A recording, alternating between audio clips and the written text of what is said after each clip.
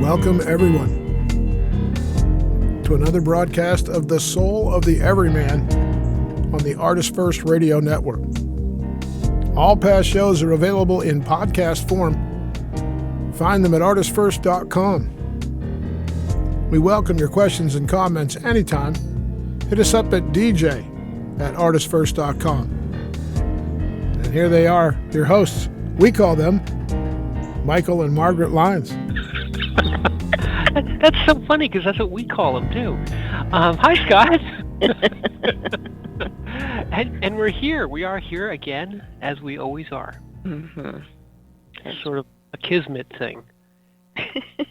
Fated? It's fated. This was the fated hour. This was the appointed hour. Yes, it is appointed. It's the appointed hour, and it's a beautiful spring day in the northern hemisphere of this tiny planet in this tiny corner of the galaxy that no one cares about. We care. We care. In fact, that's the only people that matter. The only people who care are the only people who matter. That didn't come out right at all. Moving on. Okay. Anyway, tonight's topic is, I guess we could sum it up by saying tonight's topic is doubt. Mm. But it's not doubt in the sense that you might first think of it.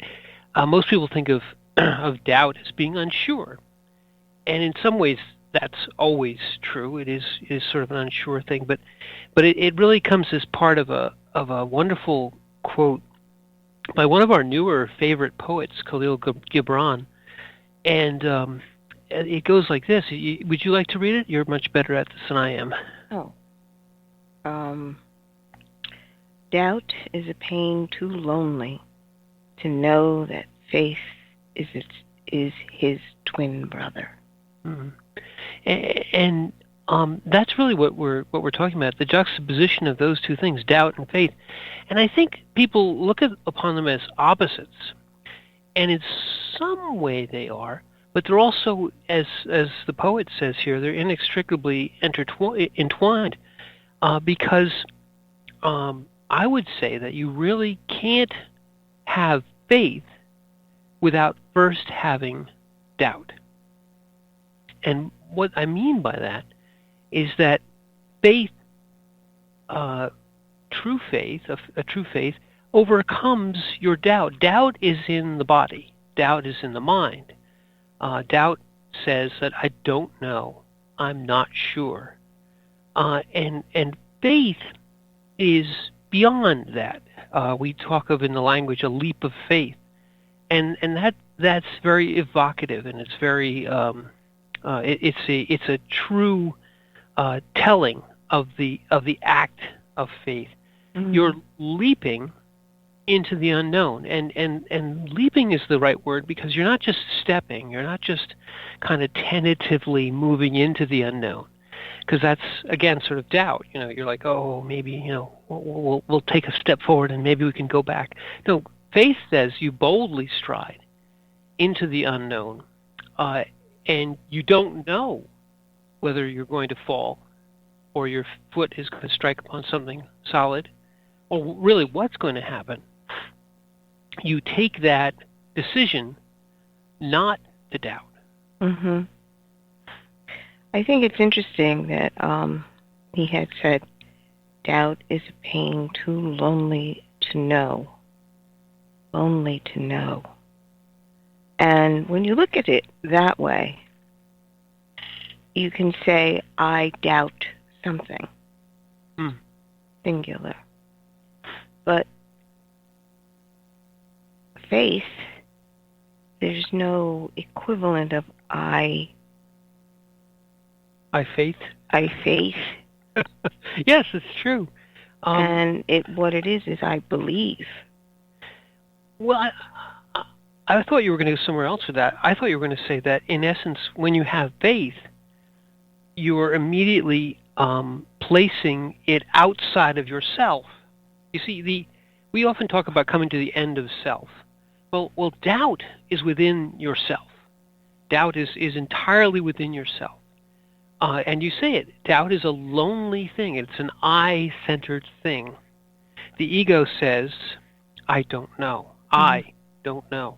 And in that sense, it's understanding that pain arises, believing that I don't know and I don't know how to get the information, and it's only you, as opposed to understanding that in faith there's other ways. And there's other persons. But again, I wanted to go back. I love this because the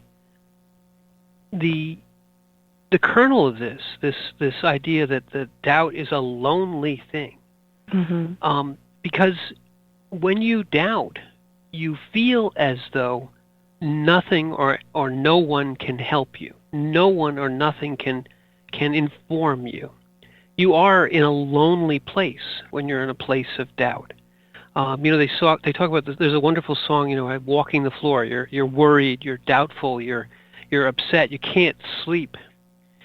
People talk about a night of unrest, a night of doubt, a night of a trial, and it's always a singular, lonely thing. You feel as though the whole world is sort of, if it's not against you, at least there's no help for you. It's, if you're really into it, in a very great pain, it's usually termed the dark night of the soul. Yes, that's what I was searching for. Thank you. And that dark night, if ever, and I'm sure you have experienced a dark night of the soul, despair is only a hair's breadth away. Yeah. Because it feels as if there is no light for you at all. You can't see where to go or what to do. And the mind casts about, it spins constantly, and it won't rest because just under that doubt is fear motivating you to, okay, try something else. And it's always trying to figure out something. It's always in this mental, try this, try that. Maybe this will work, maybe that, and have you turning things around mentally. And if you are in a dark night of the soul where there seems not to be any kind of solution, there's only one direction, and it's straight down. It is a very hard place to be in because you slip easily into depression at that point. And all you know is you want to end the pain. Yes, exactly. And if I just go back a little bit, when you're in that mode of try this, try that, you're also imagining, you're dwelling in the future, and you're imagining the worst. And in each of those situations, this dark night of the soul, you play out as though it were happening, but it's not. The imaginary danger, the imaginary threat, and yet your body, as you just said, depression and stress and cortisol, all those things that come along with an actual threat, your body reacts to, because your mind provides the scenario, and your body provides the emotion and the stress hormones and the wasting of your body's energy on this imaginary scenario or scenarios. And doubt is what fuels all that. Fear and doubt is what fuels all that. As you said, fear is just below the surface because doubt is a uncertainty about the future, an uncertainty about the outcome.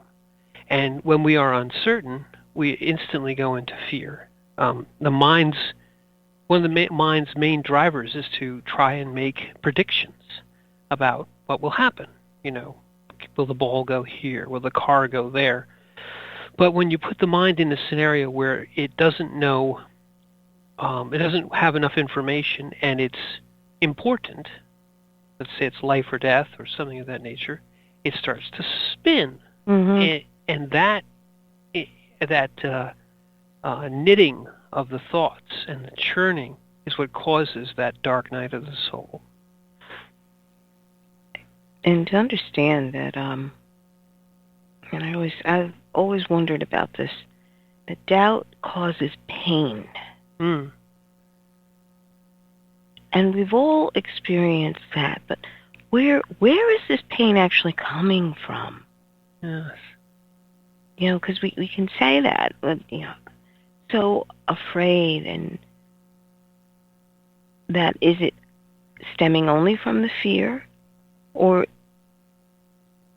is the uncertainty kind of like, when you're falling and your hands reach out to grab something to steady yourself, and you can't grab anything? It's that moment of whiff. Right. And that feeling of falling into nothingness. That's where I think it comes from, where you feel like you are falling into this almost abyss where you don't exist. Because if you understand that man's mind needs to have a something to relate to understand where it is. So it needs some reference. Yes, that's the word. It needs a reference point in order to figure out where it is, who it is, right, what it is, right, how, all the questions that we were taught to ask, who, what, where, why, and how. Right. You have to start at a reference point. Mathematically, it's called origin point. Right, exactly. But when you have nothing to grab onto and you have no understanding of anything, you are in free fall. You are floating, and you don't know who you are, where you are, why or how. Right. And I think that is very evocative to the mind going, this can't be. No, it can't. We can't be in this state. Right. Because I don't know who I am, or where I am, or how I am, or. Right, and I think you mentioned pain. As the poet does here, doubt is a pain. This is a wonderful way, because there is, when you're comfortable, when you're not in pain, when you're comfortable, you have a certain, whether it's based on fact or not, you have a certain surety. You think things are going well. I know that this is going to happen. There's nothing that's threatening me. I feel as though I'm in control. Now, doubt is you're already at the point where you don't think that you're in control, and you don't know, or you don't expect that you know what's going to happen. You're in a state without reference points. I love that image you gave where you're falling. How many frightening dreams end with falling? Right. When you suddenly wake up sweating bullets and breathing hard because you had a dream where you were falling. Mm-hmm. And you wake up, let's say people say this, they wake up right before they hit. It's just this startle awake. Yeah. The dark night of the soul, you're falling into the abyss of doubt, or of not knowing who you are anymore. And this is a pain. This is both a physical pain, physical stress, and a mental anguish. People talk about anguish. When you're in doubt, you're not at rest. You're incredibly agitated. You're incredibly upset. You have no peace. You're in a mental anguish. People can talk about psychological torture. You're torturing yourself in that regard. And the precipice that you find yourself on is like, I know I can't stay here because here is untenable, and I don't know what the next step will be. Standing on the precipice and endlessly concocting stories or what ifs and might be's is a form of torture. You're literally hanging on nails of your own forging that you can't escape, and these are these pins of doubt, if you will, and that is what we started with. There you are, hung on the thorns of doubt, on this indecision point, and you have no recourse. You have to go outside of yourself. You are torturing you. The only way to escape that is to go beyond and say, I can't do this. It is beyond me. I need to extend myself beyond myself and trust. And that's a word that's not here, but I think trust and faith, we had a show or two about this sometime back, are very close to each other. They're not exactly the same. I think trust is more grounded in the physical, and faith is more grounded in that which even cannot be seen.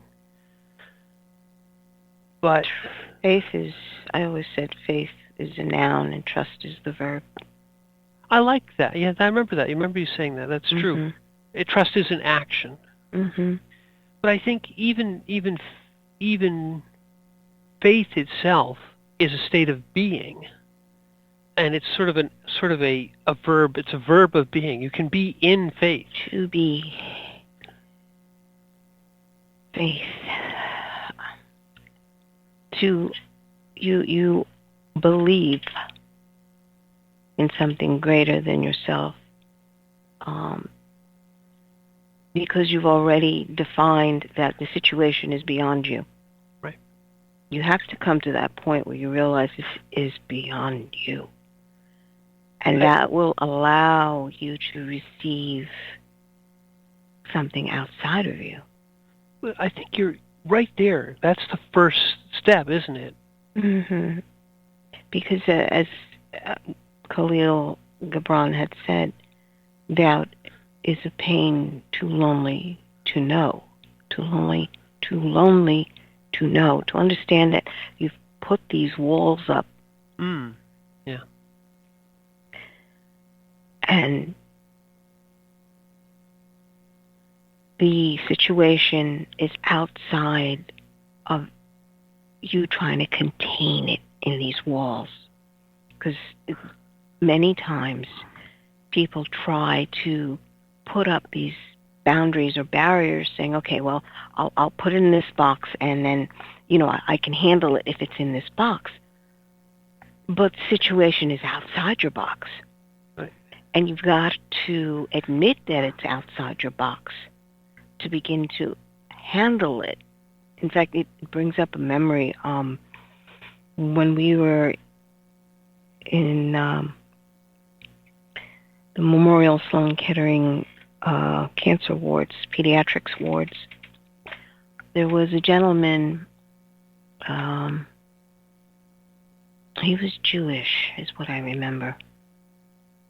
But he was explaining to me what the diagnosis was for his little girl. And he was brand new, he was a newbie. And explaining to me, since I'm a woman, I have to be explained to. A dangerous thing to try, but go right ahead. Explaining to me that his daughter's illness, the doctors are only saying there is a 70% chance if they undergo this particular procedure, whatever it was, a chemo. Doesn't matter. Whatever it was. Whatever it was. And he turned to me and he said, and I told those doctors that I will only accept a 90% chance. So you have to come up with the 90%. chance. What, in other words, trying to force them into, all you have to do is tell them that you want higher odds, and they'll give you a different procedure. And I just remember looking at him going,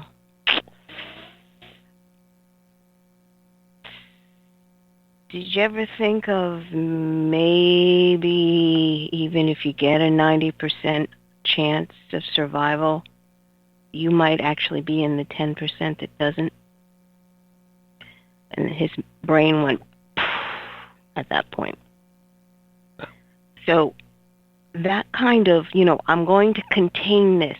I'm going to control this. Right. And this is so outside of you that you making demands is really not going to affect the outcome. What they're giving you is procedures that are available right now. Which way do you want to go? And that's all we get, by the way. You can have the best odds known to man and still be on the other end of that percentage. Right. Well, I to abstract it, I love what the way you said. It's basically the word is getting your arms around something. Mm-hmm. And the first thing you try, especially if you're kind of person that feels like they're self-determined and that they're independent, is you try to get your arms around it. And I think that step, the step that you get to when you realize that you can't guarantee anything, it's a realization, it's a lightning bolt. It takes people out of their comfort zone and puts them into a very strange place, perhaps, to most. Mm-hmm. In that you have to realize at that point, we've talked about this in other shows, that there was never any surety of your next breath. And that realization of your or the person with whom you have concern over, the realization of the ephemeralness of the next instant, of the inability to control your next breath or heartbeat, is a death of sorts, and it's an existential moment for many. You reach that point, and you realize, wow, in essence, there's no guarantees that the 90% doesn't mean anything because it's based on the millions, and you're the one. Mm-hmm. And it's understand. This is an example of mindset. Yeah. That most people have. I will just give you the parameters that I will accept, and you have to come up with it. And you're sitting there going, reality check? Right. I know this is all new to you, but, it would be nice if you could dictate terms. Oh, but they get to that, and they get past that, and they get to the point where now it's the dark night of the soul. Yes, the dark night of the soul. Because that starts, right, the dark night of the soul starts when you realize that there are no guarantees, there are no procedures, there's nothing, there's just you. Well, it's everything that you've been doing to manage your world is not going to work. Right, and never had. Never did. You have to get to the point of realizing that everything that you've done or you can think of doing is not going to work. Right. Then you can begin to take a step, and it never has. But that usually means that there's an aha moment. Yeah, and this is what we try to avoid in all of our surety, and the mind tries to avoid the aha moment, the realization that there is something beyond the control, beyond the mind, that is the true existence, the true form of being, which has no surety to the next moment. You have only one surety. You have the surety of your reaction. You have the surety of, you can say, I will decide to react to whatever it is that's coming in what form I can. Right. Right. Because the decision comes up, and you look at it and say, will my path be guided by circumstances, by other people, by everything outside of me, or will I choose the way I will go? And that's when usually the realization comes in that, oh, I really wasn't in control to start with. And I think there's a fine point here, which I think people, you say, well, you're choosing, but you just said you can't choose. No. You always have the choice. What you don't have control over is the outcome. And this is something we said in the past, and it's a lovely thing to say. You let go of outcomes. What the mind is concerned with is not choice necessarily. It's outcomes. Like you said, you want to dictate, I want the 90%. And they'll just give it to you. And then you have it. None of those things are true. All you say is, they tell you that this is what we're going to do, and this is what we've found from this. And you decide, okay, but there's no decision of outcome. You have to let go right there. That's the first kind of mini step into faith, is doubt says, I want a surety of outcome. And when you finally realize that there is no surety of outcome, there's only the decision, and the decision is made on faith. You have to just say, I'll decide, and whatever outcome comes, I'll decide. And then whatever outcome comes, it suddenly becomes a moving forward in faith versus I know it's going to be this way, and therefore, if I do this, I'm guaranteed of this outcome, so I'm good. You know, there's a very different thing. People think if I'm deciding, then I'm getting that outcome. No. You're just deciding. There's no guarantee of any outcome. There's the frightening being part of the whole thing. The forefront of reality is still right there in front of you. Well, the choosing is where you're going to put your feet. Exactly. Okay, it's not that, okay, you can see where you want to be. But pointing at where you want to be doesn't mean that you're there. That's another incredibly important point. So say that one again.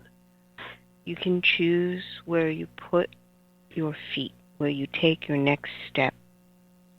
But looking at the situation and pointing to, that's the outcome I want, this is where I want to be,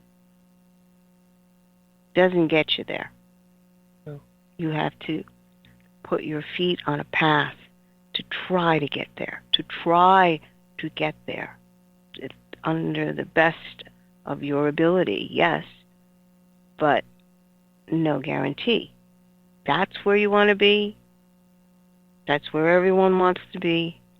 How are you going to get there?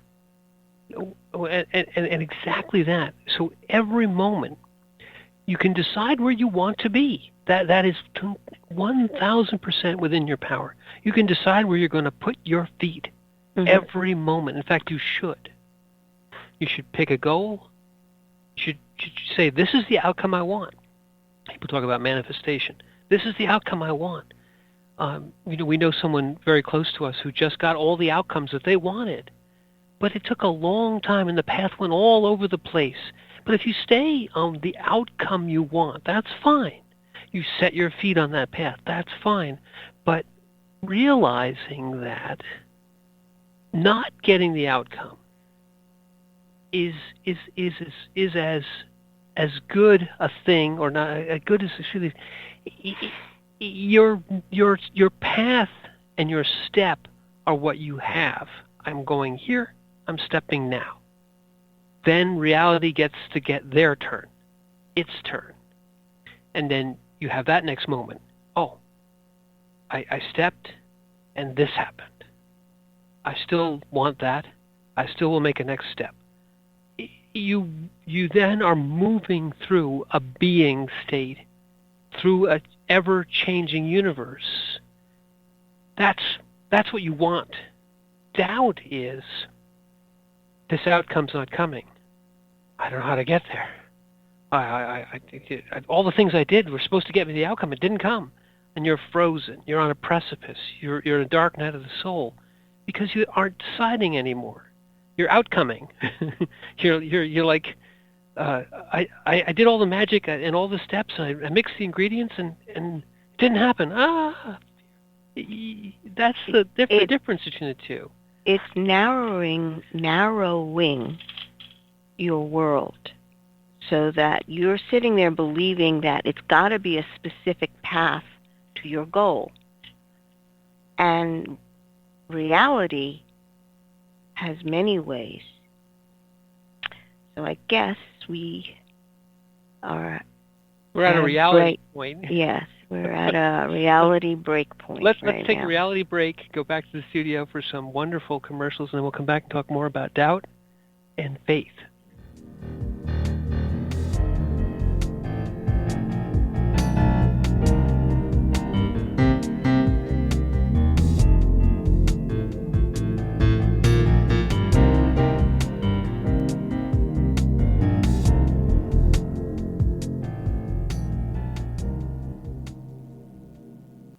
The Fat Man Gets Out of Bed is the latest book from Michael Lyons, the award-winning author of There is a Reaper.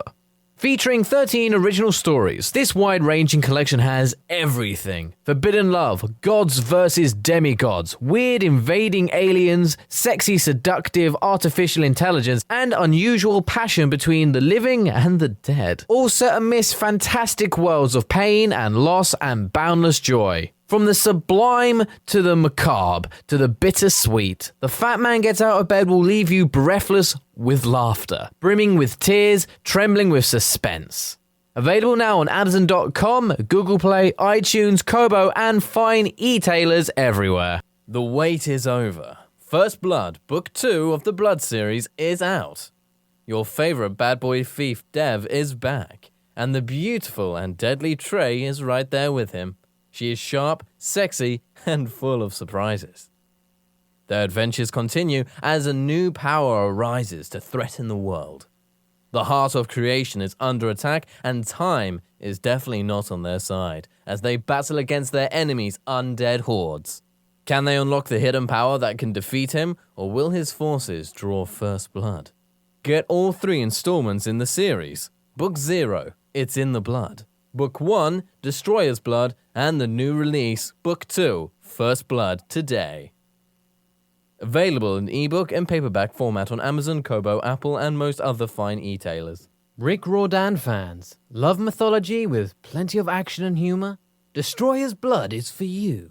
The new fantasy novel by award-winning author Michael Lyons is Book 1 of the adventures of Dev Kalian, the Blood series. Follow Dev and his magic sword Betrayer as they are suddenly attacked and forced to return to Olympus to fight in a war they want no part in. The world of men and gods is about to be destroyed by Zeus's ancient foe, and only Dev and Trey can stop him. The conflict never stops, and the amazing twist will have you on the edge of your seat. Act now while the ebook is on sale for only 99 cents. Destroyer's Blood is available on Amazon.com, Barnes & Noble, iTunes, Kobo, and fine e-tailers everywhere. And while you're there, get the free prequel, It's in the Blood, available for a limited time. Hi, this is Hannah Ruth from the band Wild Hum. Check out our new Americana Soul CD, Wild Hum, at our website, wildhummusic.com. And you are listening to the ArtistFirst Radio Network. Thank you. There is a Reaper is the story of 5-year-old Christopher Aaron and his life-changing struggle with leukemia. Winner of both the Indie Bragg Medallion as well as the reader's favorite silver medal for memoir, There is a Reaper has more than 100 Amazon book reviews and a 5-star rating. It has been described as life-changing, spiritual, a must-read. Just released on Audible and iTunes, this memoir is also available in paperback and on Amazon Kindle for only 99 cents. Get your copy of this life-changing memoir today.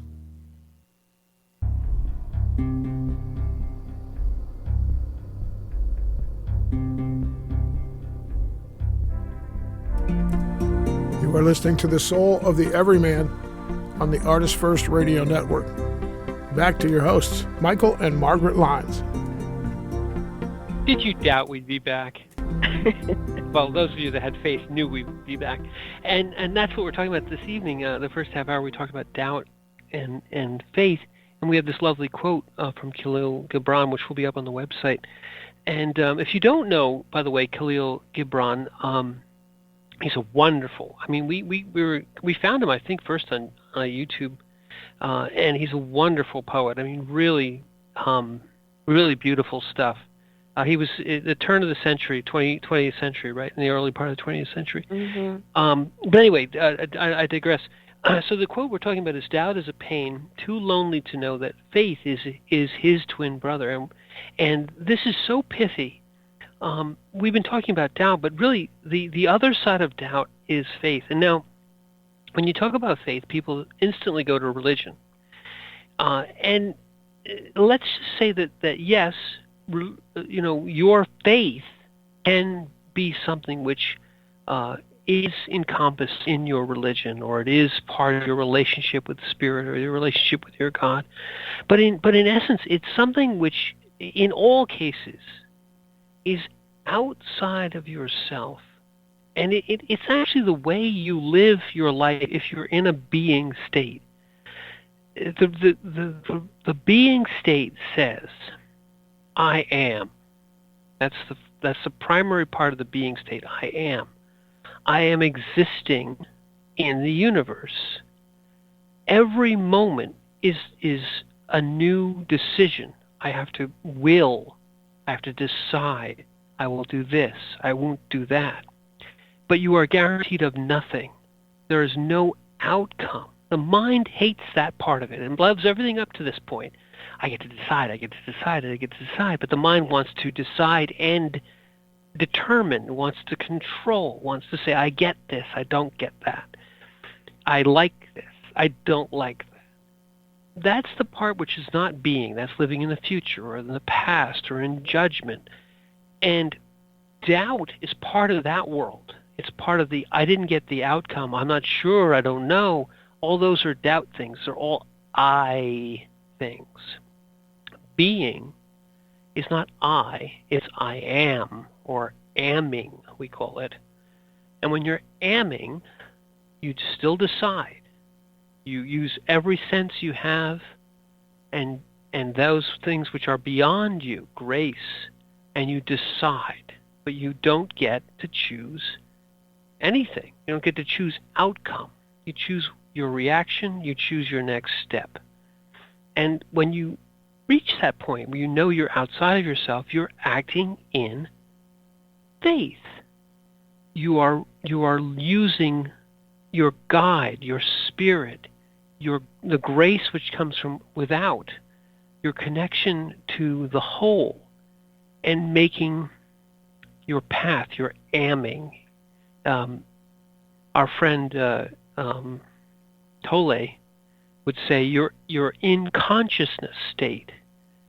You're not in the past. You're not in the future. You're not in the what ifs. You're not the I likes, the I don't likes. You're in the am. Well, what I'd like to look at is the part of the phrase that Khalil Gibran had said, faith is his twin brother. Doubt, basically saying that doubt and faith are brothers. And they are twins. And you think about that and you're like, okay, how does that work? And he qualified doubt as a pain too lonely to know that he has a twin brother. So looking at that, turning it around, saying, okay, faith and doubt are the same. So how are they the same? And realizing that, first of all, the common point there is you, your consciousness, and what you believe. What is it that you are believing in this point? Are you believing in all the bad possibilities that can happen? Or are you believing in a positive outcome?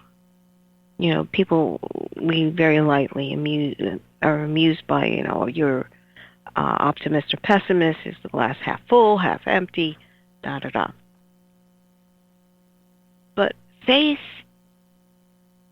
when you understand the mechanism, is the belief that something is really there. In other words, when you sit on a chair, you're having faith that this chair is going to be able to support you. When you sit down, you just sit down. Or when you're driving, you have faith that you're going to be able to get from point A to point B. And driving actually is a rather interesting analogy because you have to make decisions every step of the way when you're driving. But you've put it on automatic. Mm.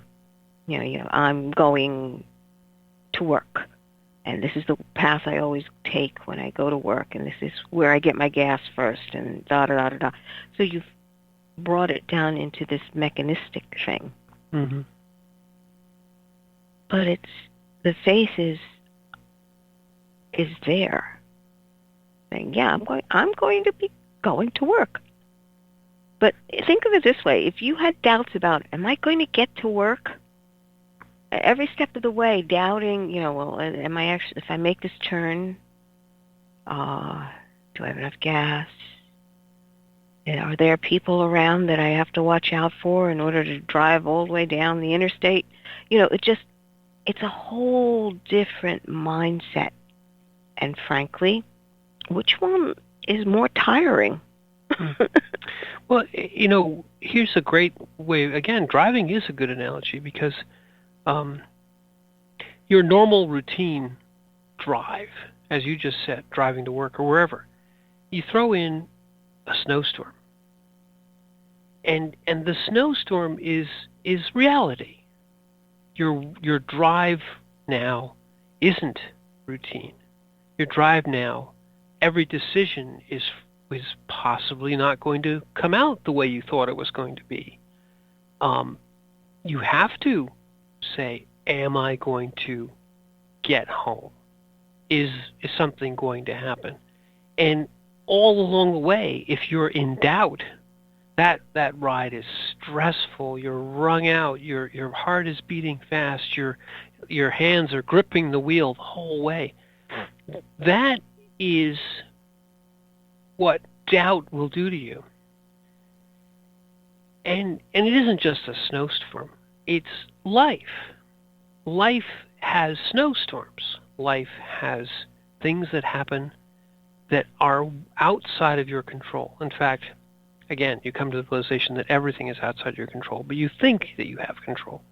Once you realize that, you realize you're always in the snowstorm, even when you think you're not. Well, you're always in some type of weather, but you can't dictate the weather. Yes, but exactly, we think we can. Now that means that if you wanted to be a paralyzed, paranoid schizophrenic, doubting every moment of your life that the next moment is going to happen, you'll be sitting there rolled up in a ball and catatonic. Mm-hmm. But instead, we put it on mechanistic. Well, I've done all the things, and I have my lucky underwear on, and everything will be fine. Except then it isn't. And when it isn't, suddenly we're in the catatonic state.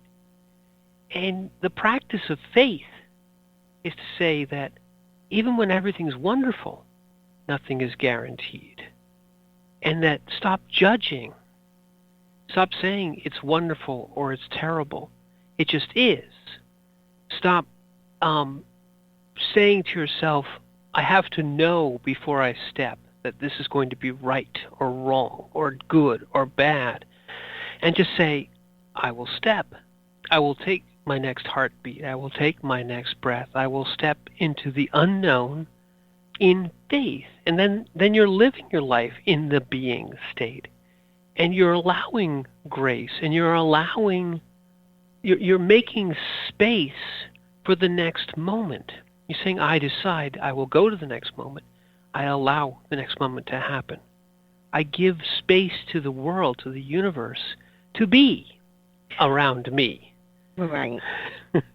Right.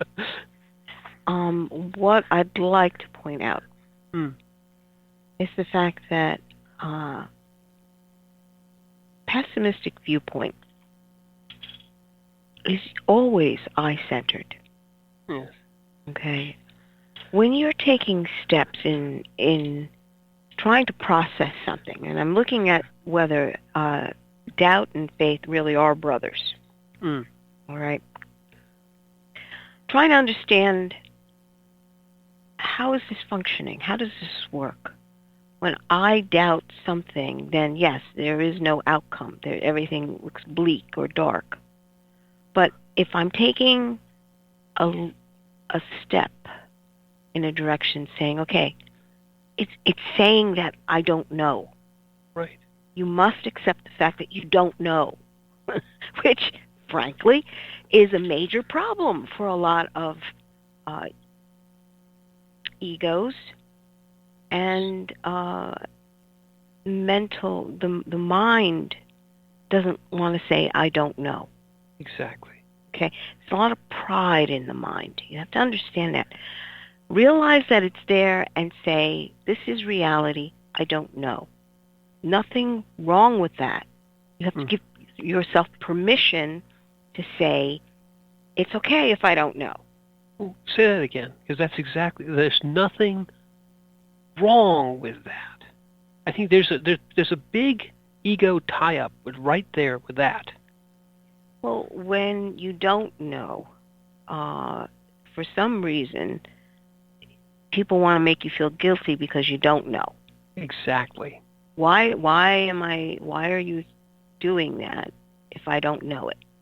And inevitably what they say is, well, you should know. It's like, well, who said I should know? Yeah, right there is the crux of getting called on. You don't know and you should know. Is this constant drone? It's this constant accusation. What do you mean you don't know? You should know. It's almost a catchphrase, and it strikes right to the heart. And you said it exactly right. You have to just say, I don't know, and you can even say, and you don't either. If you want a good rejoinder to the why don't you know? Well, I don't know, and you don't know, because there's no reply to that. Well, I always ask, well, tell me what you know. Seriously. I've heard you say that. Tell me what you know. And once they start, the snowball effect, there's a distinct petering out. Pump. And they look at you and you're like, okay, that's not enough information to make any kind of decision. Well, not to guarantee anything. You can make it. You can decide, but you aren't guaranteeing, and that's what they want you to say. That's what do you mean you don't know? It's like saying, what do you mean you're just acting without knowing?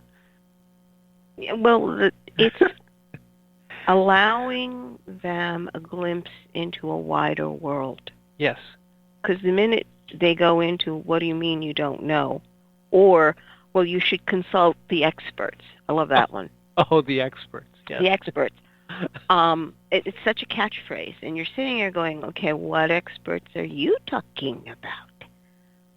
And it's usually, doing what we had to do with Chris, there was a lot of people who wanted to give you advice on how to handle a child who was sick with cancer. Oh, well, what are you well, are you sure you want to go through that methodology? Maybe you should go through a more natural method, instead of using all those harsh chemicals. And you're like, okay, I'm not dyeing the kid's hair, okay? Just, can you get a grip of the fact that we were talking about his life here? Very blithely, because they've processed things and basically feel that allopathic medicine is out to get you.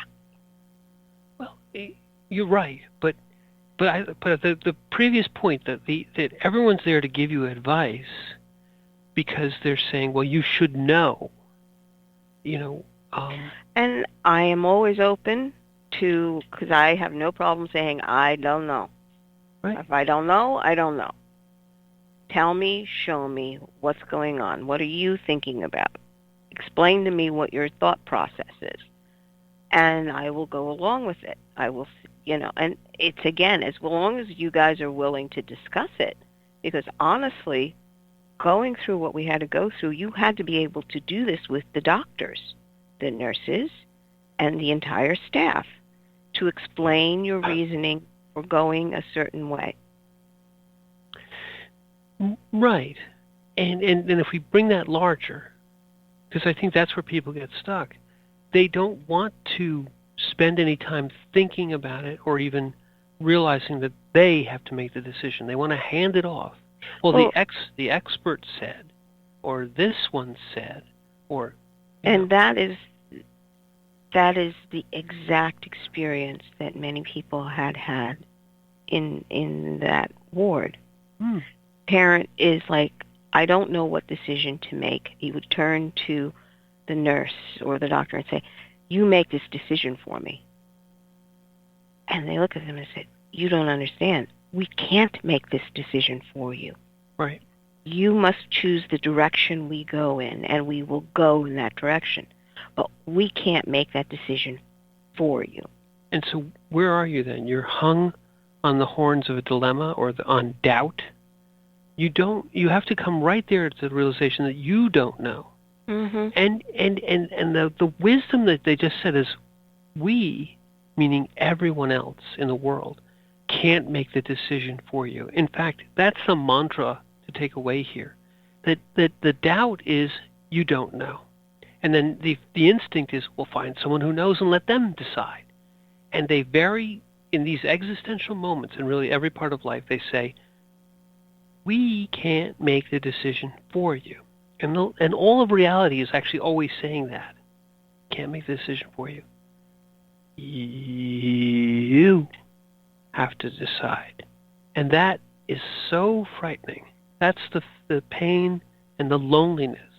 The loneliness is you have to decide. You, just only you can make the decision of where you will plant your next footstep. Right. And you have to look at the doubt and turn that doubt around and say, in faith, I will take a decision, not knowing what will happen, not knowing the outcome, not knowing anything, and realizing at that moment that there is no one in the universe that knows what the next moment holds. Well, what happens at that point is that if you're only wrestling with it mentally, there is no answer, okay? It doesn't matter what your statistical percentages are. There is no answer. But you must make the decision. So what do? My advice, and it's only my personal advice because we've been through this, is that you must go with what your heart tells you. Because when you make a decision with your heart in the direction that it need be, you really don't have a regret that way. True. You understand, you would have a regret if you went against what your heart said. And you would regret that for the rest of your life. Go ahead, sorry. Going with what your heart is telling you, that this is the direction you must embrace, regardless of what the projected outcomes are. Right. You still understand, I must go here. I can't live with myself, or I can't sleep unless we go in this direction. Every other direction is absolute madness. This is the only place where there's any kind of resolution or semblance of peace. There's so much there, but I want to unpack it a little bit. The heart, what you just said basically, is the heart is the channel of faith. And this is exactly true. If you want to bring your decision, illuminate your decision with faith rather than doubt, it comes through the heart. But just you go ahead, but I'll say that you just exactly said, if you make a decision with the eyes of the heart as your guide, you won't regret it later because it was the decision that needed to be made for you at that moment. That's the channel of faith, and it's the channel of no regrets. Right. This is the only way you can come to any kind of peace. Yes. Because if you make a decision going against what your gut is telling you and what your heart is telling you, there were so many parents that were just tearing themselves to shreds because they went down a pathway where their heart was saying, you really shouldn't do it this way. And they carry that regret. It's like, well, if I did take that path, would that have worked? You don't know. Right. And that's the other thing about the heart, is because it's the channel of faith and the channel of peace, it doesn't allow doubt. If you go through that heart channel, you've already gotten outside yourself. You've gotten away from doubt because it doesn't have anything to do with outcomes or with surety. It has to do with peace and with no regrets. You're now acting, not considering, and well, you're being. You're being, and that being state allows for both action as well as waiting in peace. In both cases. Well, you would be in peace in both cases, but I'm saying that if you're talking about action, you have to understand that there is stillness and movement, and you have to be in peace in both states. Right. You're right, because action sounds like you're doing something always. The act is to decide, and the actual thing that happens may look like you're doing nothing. It may look like you're doing something crazy. It may from the outside, it may appear that you're following a path which has no hope of success. But that doesn't matter. The eyes of the heart give you the peaceful next being state, the step, if you say it that way. The next step. And the next step could be sitting there and doing absolutely nothing. It could be, going in a direction that no one considered. It's also the channel of grace. It's the channel of genius. It's the channel of no regrets. It's the channel of peace. And it gets you away from doubt and puts you into faith. Well, you have to understand at that point that doubt, you've already taken a step outside of all that doubt. Yeah, but in doing it through as you said, through the heart channel, I doubt that we have another minute in this hour. Oh, okay. But in true faith, I'm going to say that the outcomes don't matter, and this has been the soul of the Everyman. Yes, indeed. And I'm Margaret. I'm Michael. And thank you for listening. Gosh, we run out of time so fast.